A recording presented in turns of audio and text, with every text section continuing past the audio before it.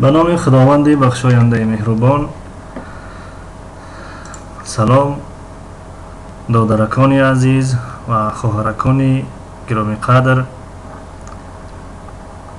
درسی سیوم است از سلسله درس‌های توجیکی برای نوآموزان.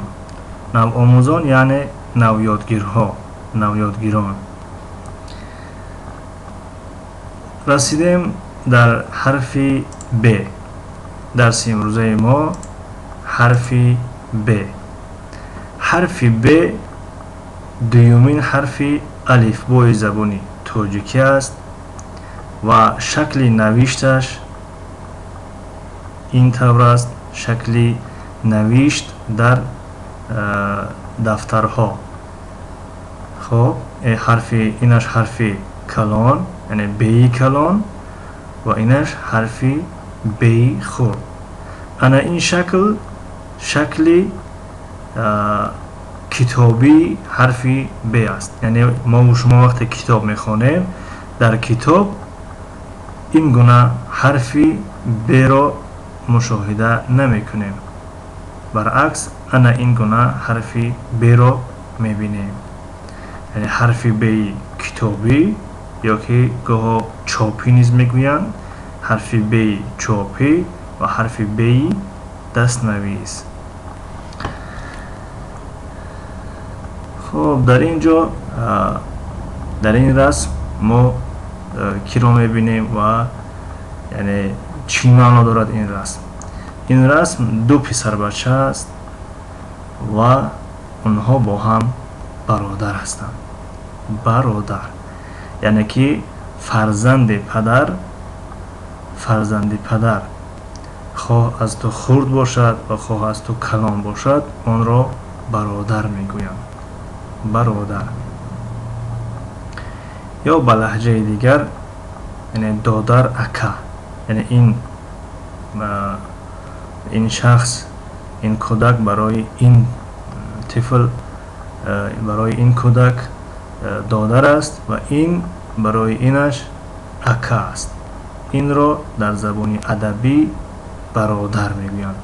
ب ا با، ر او رو، د ا ر در. برادر، برادر، برادر. خب در این رسم شما چی را میبینید؟ در این رسم چی را میبینیم؟ باران. بله، باران. چخیلی که در اینجا گفتیم این حرف بی کتابی است یا بی چاپی. ب او با، ر او نه، باران. باران، باران، باران. باران را میدونیم، همه ما شما باران را میدونیم. یعنی در روزهای ابری از آسمان باران میبارد. خب این رسمی چی است؟ رسمی بوز. بوز. بوز چی نوشته می شود؟ ب او ز. بوز. بوز. بوز. بوز یک نوع حیوان یا یک نوع چاروا.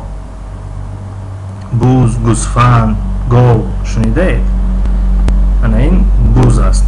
بوز یک چاروایی یا یک حیوانی خانگی که بعضیشون شیر میدهند. خب این بود درس سیوم. این کلمه ها رو در دفترتون نویسین. کلمه برادر، باران، بوز و کلمه و حرف ب رو خیلی که در اینجا نوشته شده است در دفتر زبانی، یعنی یک خطی کلان و یک خطی میده دارد. سطر میده یا خط میده میگویند. در این دفتر می نویسین حرف ب دستنویس رو بی کلان رو یک سطر و بی خرد رو یک سطر دیگر. و تا درس های نوبتی خداوند شما را نگهبان باشد.